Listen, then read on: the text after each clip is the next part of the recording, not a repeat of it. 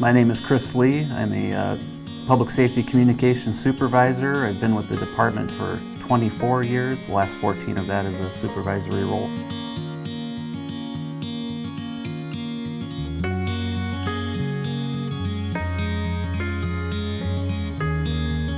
Well, I had finished my tour in the Navy and I was working and going to school for law enforcement classes at the time, back in 1994, 95, when the position of part-time dispatcher opened up. And I was like, well, I'm not sure if I want to quit a full-time job for a part-time position.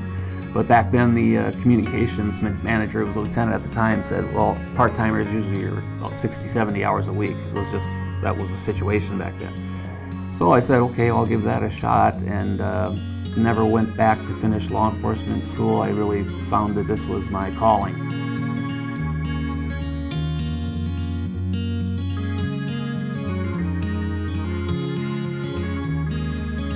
Some of the challenges as a dispatcher, you don't get the closure on a lot of calls. Sometimes you will get to follow up with an officer and find out, but it's just the nature of the business. We don't get closure as people out in the field on the scene get. We've moved on to the next emergency, to the next call, the next caller. So not getting that closure is a little frustrating and a bit of a challenge, but it's something you just develop kind of a thick skin to over the years. Communicating with the officers about certain things when it's a really serious call, that can be very helpful. And we have officers that'll come into dispatch and they'll tell us what went on out on the scene and things like that.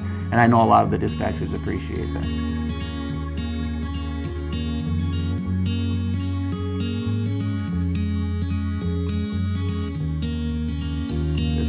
It's a good feeling to know that every day you're helping people in some way and working really tightly with the people around you. I mean, I know everybody has buddies at work and stuff, but when you really depend on people in very stressful situations, you develop a bond with them. So I've always found that rewarding too, I guess.